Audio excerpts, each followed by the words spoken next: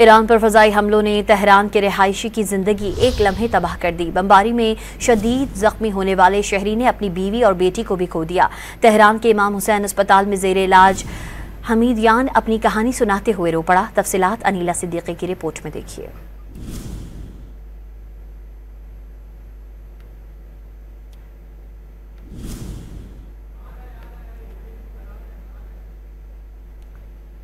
आपको बता रहे हैं, ईरान पर इजरायली फ़ज़ाई हमलों ने तेहरान के रिहायशी की ज़िंदगी एक लम्हे में तबाह कर दी।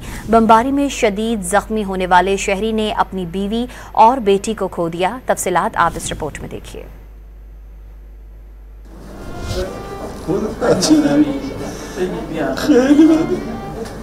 तेहरान के रिहायशी 42 साल हमीदियान के मुताबिक हमले के वक्त ऐसा लगा जैसे कोई भारी चीज इमारत से टकरा गई और इमारत जमीन की जानिब ढलने लगी। इसके बाद अपनी बीवी और बेटी को फिर कभी नहीं देखा। من اومدم تیشرتمو عوض کنم یه دفعه دیدم یه چیز وحشتناکی، نمیدونم حالا یه دفعه خورد تو ساختمون. همین که شیشه هامون خورد شد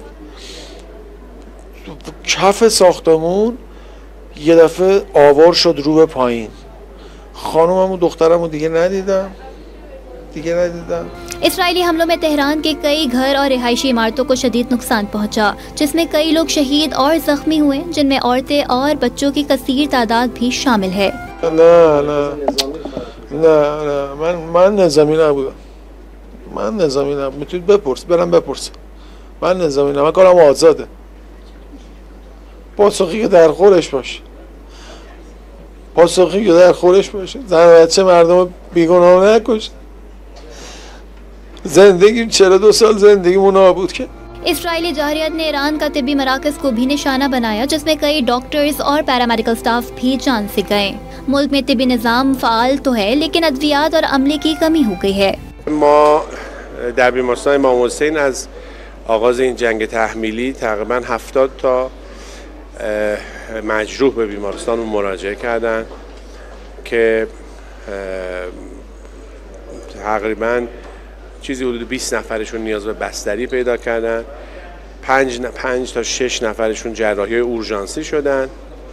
متاسفانه 2 نفر فوتی در همون ابتدا یعنی 13 जून से ईरान पर किए गए इसराइली हमलों में सीनियर कमांडर, जौहरी साइंसदान और आम शहरियों को निशाना बनाया गया। ईरानी वजारत सेहत के मुताबिक 12 रोज के दौरान इसराइली जहरियत के नतीजे में शहीद होने वालों की तादाद 606 तक पहुंच गई है, जबकि 5332 जख्मी भी हुए।